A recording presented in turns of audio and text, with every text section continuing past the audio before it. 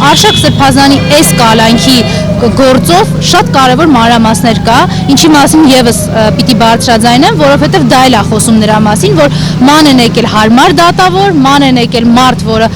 միանշանակ պիտի կատարի եւ դուրս չգա քաղաքական կոնյունկտուրայի շրջանակներից, դրա համար Արշակ Սրբազանի այս կալանքի ձևական իմաստով կալանքի երկարացումը մի քանի դատավորների մոտով անցել է, անգամ փոխվել է դատարանի նստավայր, գալով հասնելով այստեղ այս կենտրոն դատարան, որտեղ Նիկոլի ասած իր սրտի դատավորները, Նիկոլի ասած իր վնգստացող դատավորները կկարողանան կազմակերպել այն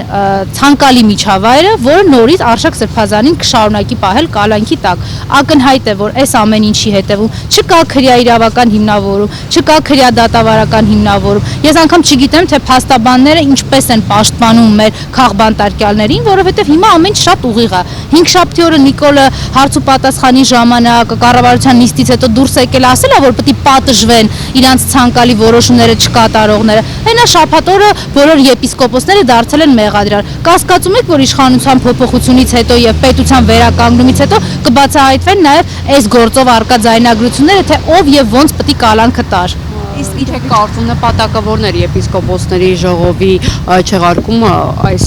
եպիսկոպոսների նկատմամբ սահմանափակումը արգելքը, որով պետք է դուրս չգան երկրից։ Չեղարկումը որպես կարճաժամկետ նպատակ, իսկ երկարաժամկետ նպատակ ընդհանրապես մի բան ցույց տալ, որ դեմ գնալ Նիկոլին նշանակում է հալածվել, դեմ գնալ Նիկոլին նշանակում է զրկվել սեփական իրավունքներից եւ ազատություններից։ Գլոբալ իմաստով Նիկոլի ցանկությունը եւ նպատակը հայ առաքելական եկեղեցու ցանկացած տեսակի գործունեության ուղղակի կասեցումն է։ Ինքը սեկտան իրա ստեղծել է, իրա սեկտանտությունը անում է, շրջապատված բոլոր տեսակի հնարավոր ախրանիկներով, իրան դա ձեռնտու է հայ առաքելական եկեղեցին, հայկական ինքնությունը ոչնչացնելու հետ տրամաբանական կապի մեջ է Նիկոլի համար, ինքը պիտի ոչնչացնի առաքելական եկեղեցին, հայ ինքնությունը ոչնչացնելու տրամաբանության մեջ։ Այստեղ ուրիշ որևէ ինչ որ դավադրությունների տեսություններ, ավելի բարդ քննարկումներ, չէ, ամեն ինչ պարզ է։ Եթե Նիկոլի կողմնակիցն ես, կարող ես օրինակ ուղի եթերով սպառնալ, որ վեհապարի գլուխը կջարդես ու դրա համար չկա քրեական հետապնդում։ Կարող ես սոցիալական ցանցերում իրենց հորինած հոդվածով